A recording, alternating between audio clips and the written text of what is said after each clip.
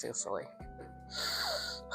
Hello, my name's Shay, Austin, and I go to the McCuskey College, and this is... Hi, my name's Conor. I'm a youth worker here at the Church's Trust. So Conor, what motivated you to get into the work that you do? Well, youth work is something that I've only kind of recently got into. I've worked here at the Church's Trust for 6 months. But before that, and I suppose kind of growing up, I always kind of wanted to go into kind of maybe a caring profession. You know, I did want to be a nurse when I was really young, and when I was in secondary school, I wanted to be a teacher. So then that was kind of my aspirations going through uni. I wanted to be a teacher, and I kind of stumbled into youth work, which has been so rewarding because it's kind of like it's a wee bit of teaching, but it's also compassionate and it's kind of one-to-one as well. And I do get to teach a bit of history, which I'm so happy about, but there's so many other aspects of the job that, you know, are really fulfilling as well. So I suppose I'd never had set my sights on youth work, but I'm, you know, profoundly happy that I landed into it, you know? Yeah, that's nice. As an LGBTQ person yourself, could you tell me some common misconceptions that people normally have about LGBTQ people? I suppose it kind of, like, it always fluctuates with the time. You know, I think right now we're in a kind of whole pronouns and kind of transgender and sexuality kind of debate at the moment. And I think a lot of the misconceptions right now in media is like young people becoming trans, you know, and like gender affirming surgeries are happening on, you know, minors or unconsenting minors, which is all, you know, totally false, and it's just kind of perpetuated in order to fulfill a narrative. But I suppose the misconceptions would be that, you know, we're indoctrinating youth into our queer identity and things like that, which is, it's not true. I mean, I think if anything, society just became more accepting, and young people are feeling more comfortable with coming out and expressing their sexuality and kind of challenging their gender identity. Whereas, you know, years and years ago, that wasn't the case. People didn't feel as comfortable, and so they kind of stayed within their own, you know, gender conforming, or the gender that they were sex or they were born with. But now, because it is becoming more accepting, I think people are challenging themselves more and kind of digging deep and seeing what they are. So I suppose that the misconception is that, you know, oh, there's gays everywhere now, or people are gay for attention or whatever. But I think it's not that. I think it's people are learning to live how they want to, and they're feeling more comfortable to do that. So, next question we have is, did you face any barriers when you've been employed, and if so, what were those barriers and how did they affect you? I suppose I'm lucky. I didn't face many barriers. You know, there is protections in place that, you know, employers can't discriminate against you for sexuality and things like that. There has been jobs in the past where I felt kind of the more feminine side of me has felt, you know, displaced. And there's been jobs, like I used to work for a hardware shop, and the staff were lovely, but it was more the environment. It was a very masculine environment, and so I felt very uncomfortable almost, or, you know, I felt that I couldn't embrace my sexuality or my femininity because of that kind of masculine environment. You know, it was all kind of tradesmen, very masculine men, and I just kind of felt that it wasn't maybe somewhere I belonged. I mean, I loved the job. The 2 years I had there was fantastic, but I suppose in joining that workforce, I felt like I was maybe holding a bit of myself back in order to kind of fulfill that job role, which no one should have to do. Like, people should be able to embrace their sexuality regardless of their employment. You know, you should be able to be who exactly you want to be. But that is just something I had to have to deal with in the past, you know. So, as a whole in your life, would you say you've ever been discriminated against because of your sexuality? I'd say probably, you know, discrimination is a kind of one word that kind of, you know, discrimination in my head is that you're not getting something, you're being withheld from something. I don't feel like I've experienced that, but I have experienced maybe a lot of bullying and a lot of, when I was a teenager in secondary school, it was like 2010s. It was kind of, sexuality was a thing, and the young people in my year knew what being gay and queer whatever meant, but it was probably a struggle for them to understand. I feel like I look back and think, why didn't they just accept me? But I was learning to accept myself, and so I never hold a grudge against those people because they just didn't know how to respond to it. I didn't know how to respond to it. So there was a lot of bullying, and I feel like there was points in my life where I was so defensive that people would probably think I was the bully, and that was just because I had such a guard up over my sexuality. And if anyone had any questions about it, I felt like it was an attack. And people were attacking my identity and attacking being gay, which wasn't the case, but it was because I had experienced so much bullying that I kind of, that guard was way up. And then no one's perfect, and I don't think for the rest of my life I'm gonna go without a discrimination or without something like that. Even when I left school, uni was very accepting. University is always pretty accepting, but then when I kind of joined employment, and especially in the hardware shop, there was times where like a customer called me a wee gay boy, and it put me back a little bit, because I'd been out of school, I'd been out of bullying for so many years, and then I came, and then it felt like I was that kind of 14-year-old again, where I was just like, oh, someone's just seeing me for my sexuality. I was very good at my job, but it was just that kind of shock, I suppose. And I know, I'm only 22, I'm turning 23 this week. I know for the rest of my years, it's not something that's gonna go away. But it's not about what they call me. It's what I respond to. It's what I listen to. So people can call me any name, that doesn't bother me. It's if I let it bother me. But that's kind of what I want to, for the rest of my years, focus on myself rather than what everyone else has to say. That's really, really, really well said. So obviously, the media has been such a large part and advocate for the representation of LGBTQ people. Personally, in what ways does representation in the media accept possession of your identity? I suppose, I'm very lucky. I'm a cisgendered man, and I'm a gay man, but I identify with the sex that I was born with, which I'm very lucky to be, because media hasn't kind of took that attack on me. Maybe in 1969 and the Stonewall riots, they were attacking the idea of a gay man and the AIDS crisis and things like that. I think now in current media, I don't get that hard of a rap compared to other LGBT members, but I think it depends on your media too. I think any queer people watching would be aware of what maybe right-wing media is kind of portraying about us and about trans people and things like that. I'm very lucky, living here, that most major news outlets don't have a kind of prejudiced view towards gay people. Well, not overtly. There'll be an article here or there that maybe undermines trans people or attracts trans identity, but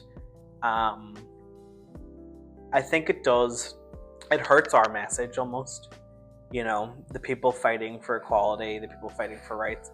If media is portraying and kind of perpetuating the narrative that trans people are predators, or gay men are predators, or drag queen story times are predators, that's hurting our message, because all anyone in the LGBT community wants to do is spread love and acceptance, and you'll always have acceptance within that community.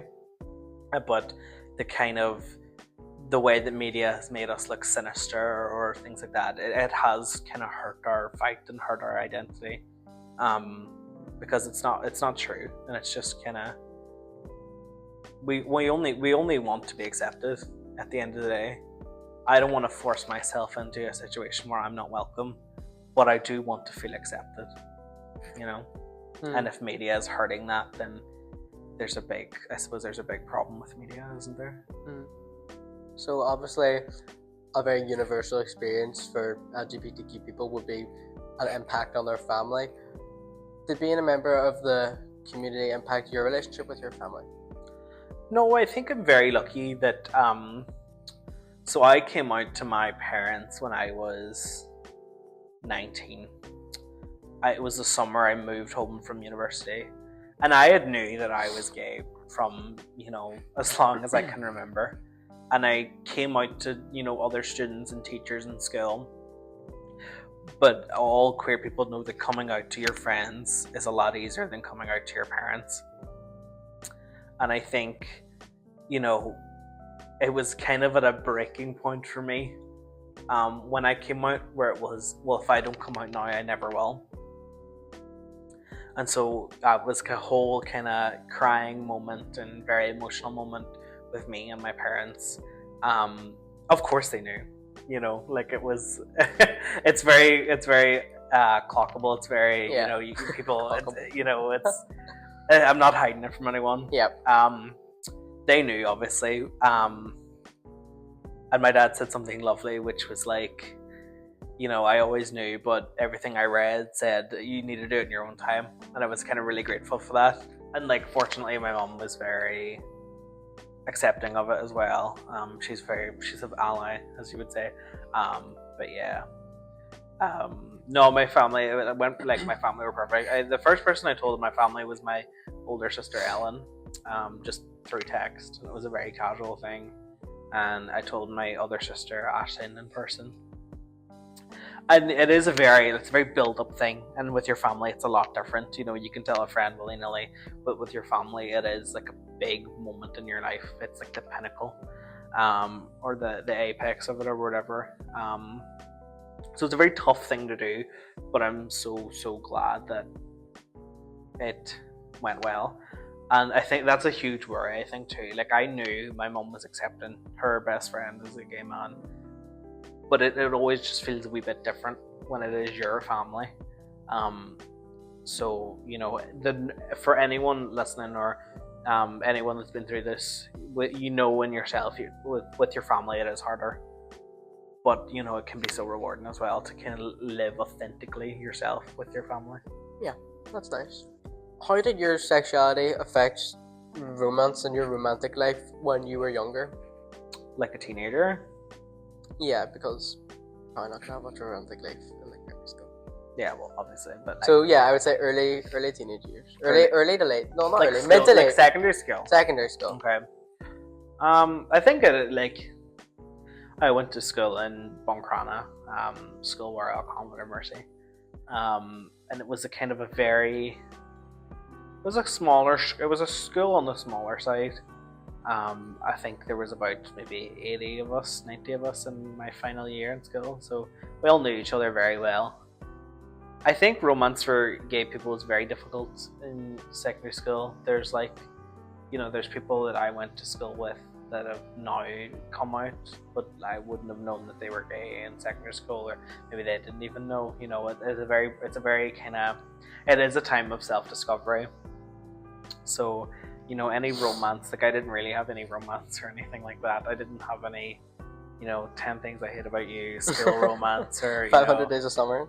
Yeah, whatever. Like no La La Land. Yeah, no La La. You know what I mean? I never had like a romance, or like a fling, or a summer, a Grease summer crush or whatever. Like, it was just, I didn't have that. And I suppose kind of going to uni then, when kind of romance options opened up, and you were able to meet other gay people, I suppose I was kind of behind everyone else. I never had the first boyfriend, never had all that kind of so I feel like I feel like I missed out on a lot of those defining moments in your kind of teenage years of romance and self-discovery and things like that. But everyone's on their own journey, and I can't blame anyone I went to school with for not being gay or not knowing they were gay. I was a circumstance of my time and my area, and I think, like, if I was to look back at me in secondary school, I wouldn't probably want to date me. You know, when you're in that kind of so defensive, you know, Yep. insecure about being gay, insecure about how you look, insecure about everything. I was horrible to some people, but because I was so insecure, you know, when if a straight man or like a popular straight man would come to talk to me, I'd immediately be on the defensive because I'd be like, they're here to make fun of me, even though they weren't. Yeah. But it was my insecurity that I was just hateful and kind of, you know, and I do regret that. And if anyone from my old school's watching, I do really apologize for how I was in secondary school because I was a torture. I know someone who goes there now.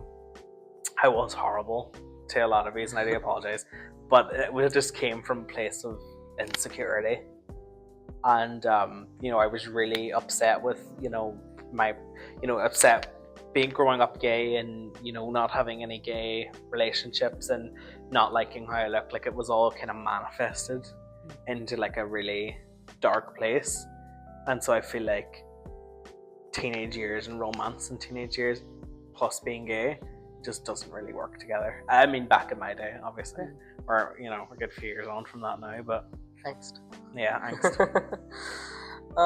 So how do people usually react, if they even have a reaction, when you tell them that you're gay?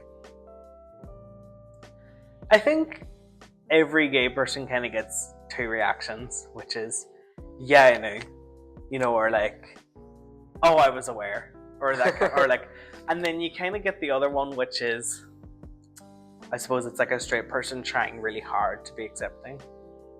Like, I came out to a guy in work like a couple years ago, and I just casually mentioned as like, oh, my boyfriend or my partner or whatever I said, and he was like, oh, good for you, love is love. And it just seemed very like, Here's your top 10. disingenuous, you know. It kind of felt like he's just saying this so that he feels better in this situation. You know, I don't need anyone to accept me. I'm comfortable being who I am and loving who I am. But, you know, so that's the kind of, you know, I've never got a hugely negative response. I mean, there was times in schools where people would be like, ugh. But, you know, that's, you're a teenager, whatever. Yeah. So like, yeah, teenage years, people might have said, now it's just either, oh, cool, or, oh, good for you, you know what I mean? Wait, who's your top 10? Yeah, so I just, you know, you just roll with the punches, I suppose, like, and you just kind of go. At least they're trying. At least they're trying. At least they're trying. Even if it's fake acceptance, it's acceptance, you know? It could just be overcompensation. It could be, yeah. It could just be like a they don't want to seem homophobic at all. Like, so it's like an automatic response, like, oh, you know, this is fine. It's like, yay, because it's like they know, you know, they know of the hardships that some people do go through, and they want you to like immediately like be like, oh, this person, because they don't want you to maybe misconceive. Yeah. And that leads to misconception already. Yeah, exactly. Yeah. So it's just that kind of, you know, it's kind of like rainbow washing almost. Oh my god, yeah. You know, it's like, oh, it's June, you know. It's almost like they're putting on the safety. Here's your LGBT rainbow bank card, or, you know, like. Except Skittles. You know what I mean? Skittles go black and white. Yeah, it is the capitalization of a queer movement. And I feel like straight people can do that as well in a way that's just like, I am very queer. Like, you know, they almost become defensive. I am accepting. I am an ally. It's like, okay, you don't need to tell me, you know? Can't even think straight. Yeah. Oh, goodness. Anyways, that is us. That's us. Thank you so much, Shay. You're very welcome, Conor. Hi, my name's Eve McGoey and I go to Thornhill College. And hello, I'm Conor. How do you tend to deal with in-person discrimination? I suppose in person, like, it's kind of, for me, it always kind of catches me off guard a wee bit, and you're like, oh, why did they just say that? Or what was their reasoning for saying that?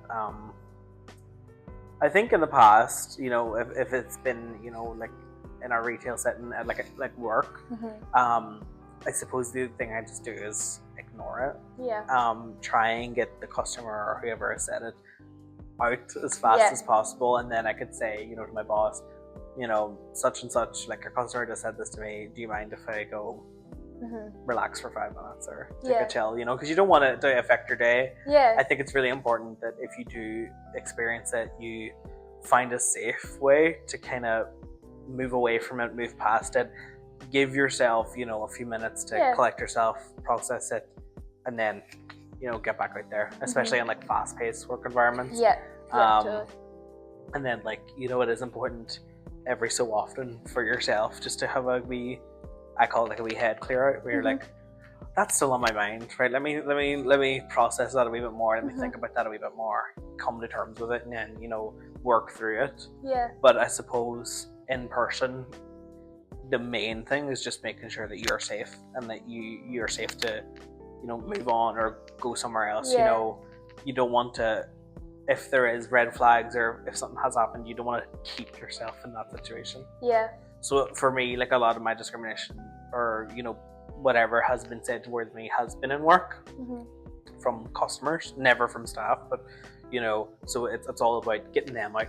You know, I'm happy to keep a smile on my face and say, is there anything else I can get you?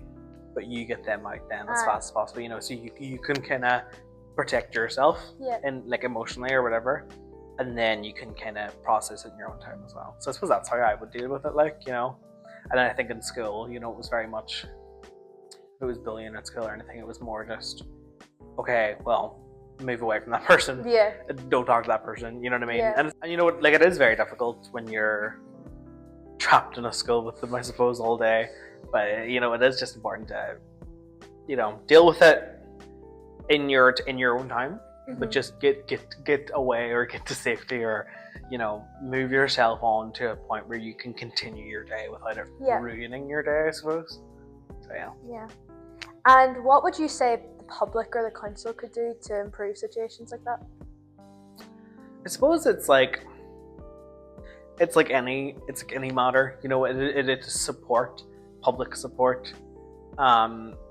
You know, like, we have like a pride parade and stuff in Derry, and my local pride parade, Buncrana Pride Parade, isn't happening this year, and so it's I suppose it's just about supporting and kind of funding or being inclusive. And I think the Rainbow Project does a lot of, like, LGBT awareness training. So I suppose for council members and government members and things like that, I suppose it would be about making sure that you're aware of, you know, like, things like pronouns, transgender issues and stuff, and just making sure that you're aware, because I think it's very easy to live how you've always lived and not learn anything. And, you know, but I suppose if you're in any position of power or any position of, you know, stature, making sure that you know or you're aware is really important. Especially the older generation too. Just any, like, I know for young people it's very easy, like, you know, you have Instagram and you have all that in, like, Snapchat, and I suppose, like, you're far more clued in to LGBT issues and stuff. But I think for older people, because it's not being talked about on media, you know, you suppose you have to make the effort to make yourself educated. Yeah. And have you ever felt frightened for your safety in the city? I suppose I wouldn't say, like, definitely yes or definitely no. I think, you know, a big thing for me is I would have a lot of social anxiety. So being in social settings is tough for me anyway. But, like, if I was maybe finished here at work at like 8 o'clock or so, and it's been a really dark winter, walking back to my car and stuff, I suppose I would feel a wee bit, you know, especially if I'm, you know, wearing something maybe a bit more bright, or, you know what I mean, like, I'm not just wearing a hoodie or like a tracksuit or something. I suppose I kind of do walk fast, keep my head down kind of thing. I suppose there's no real threat there, but there's a perceived threat. And I know, like, my mum was telling me that when one of her students came to her talking about, you know, a kind of attack that happened on two gay people in the Guildhall maybe 10 years ago or so. And that kind of always stays in my head, you know, because even I thought 10 years ago, you know, I was 13, 14, 10 years ago, but I kind of thought that at that time we were maybe a bit more accepting as well. And so I suppose you never really know, you know. And so there has been times at night or walking back to my car where I'm like, you know, just walk fast, and, you know, not as much in Derry. I suppose that I lived in Belfast for 4 years, and that was, there's Belfast itself has its own problems. There's a big drug problem in Belfast as well, and so kind of when you're encountering these people on the streets, it mightn't have been to do with my sexuality, but it is still a threat of being out in the street and being stopped or people asking for things and that, and you're kind of going, oh, I don't really know how to react. So I suppose I have felt frightened before, whether the threat was there or not. But it is just about, I suppose it's about more than anything, it's about making sure that you feel safe and secure and okay, and that that you don't feel sheltered or you don't feel sequestered in your home, that you can go out and live your life, And this thing, especially for women with the recent attacks, it's about making yourself feel safe, and it's about others in the community making sure that you feel safe as well going out, Yeah. And can you give an example of a positive experience you've had which has helped you feel more comfortable in town? I think everyone gets stumbled on this question, Yeah. I think we kind of focus on the negatives of everything. I suppose it's like small wins everywhere, like there's nothing but something that I've been like, wow, I feel so accepted, but like, it's funny. There's a woman that works in Nando's, okay? I probably know who you're on about. every Sunday, me and my partner get a Nando's, okay? It's like our rhythm, it's our tradition. And she's just so welcoming, and like she knows us by now, and she knows that we're like together and and she's just, it's the way that she greets us every week, and she's like, you're always coming at the busy times and all, and I suppose it's just kind of feeling that we're not not welcome, or it's the feeling included, it's the feeling that we have a right to be there, and as openly, and like this is a me thing, that I get like nervous maybe holding my partner's hands in public or stuff like that, but then when I see other queer couples holding hands or stuff, like if me and my partner see another queer couple holding hands, we're like, oh my god, you know what I mean, like it's kind of so I suppose seeing more queer activity in the city has made me feel a wee bit more comfortable, maybe. I know what you mean. And how can people in the city support an organisation or support inequality surrounding this issue? I suppose especially supporting Austin Church's Trust. Church's Trust, we are here for everyone. Does not matter about religion, sexuality, creed, anything, race. We are here for every single person that's in this city. Whether, I know like I'm a youth worker, but the Church's Trust is so much more than youth work as well, and we really are there for everybody. So I suppose it's just, trusting us to do what you need, and contacting us. Like the more people ask us, the more we can get to provide, if that makes sense. If you put us in demand, we can deliver, so I suppose in supporting us, it would be supporting us, asking for us stuff, including us is a big thing. I think all community groups need to work together and fight like a cause or injustice. It can't be little fires everywhere. There has to be a kind of big rage against it, I suppose, and that's something that we're very grateful for, being part of Youth Action. We really do have this kind of lovely support network behind our youth work as well, where we can feel, we're all making a change, or we're all singing off the same hymn sheet, So just the way people can support us would be, trust us and use us and interact with us, and let us help you, I suppose. And what's one thing you would like to see a change for the city, for the queer community? I'd love a gay bar. We love Sandinos, don't get me wrong, we love Sandinos, but coming from maybe Belfast, where you have like Mavericks and Boombox and the Kremlin, queer venues that like 7 nights a week put on queer entertainment or queer things, I suppose that would be a great change for the city, if we had like a gay bar, as I said, a big thing for me is social anxiety, and so I found it a lot easier to go out for like a drink or whatever in Belfast, because it was a gay bar, Yeah. and I knew that it was a gay inclusive bar. Whereas here, it might be like, okay, I know they are queer inclusive, but that doesn't stop maybe someone that is homophobic coming in either. Yeah. You know. Yeah.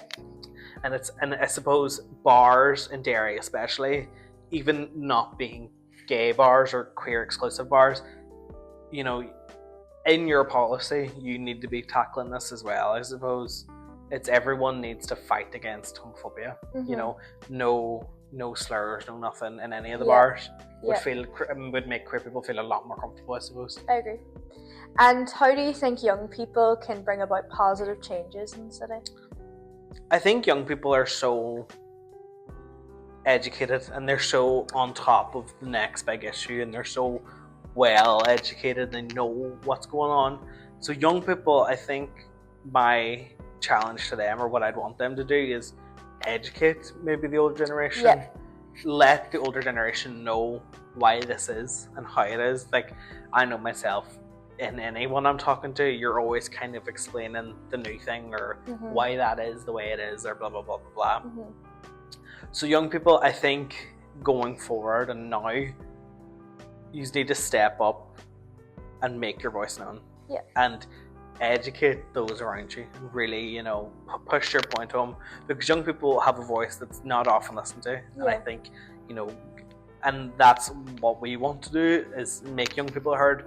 But I would like young people to make their point known as well, and you know, challenge people's ideas. I feel like, you know, when we're in school, there's the idea of the teacher, the student. You know, you never speak up, you never, you know, you raise your hand kind of thing. Whereas now is, you know, you need to speak out and call out injustice where it is and where it lays, and kind of, I'd say, use your fire, use your fight, and make a real change. Yeah. Well, thank you very much for your time. No problem. Thank you.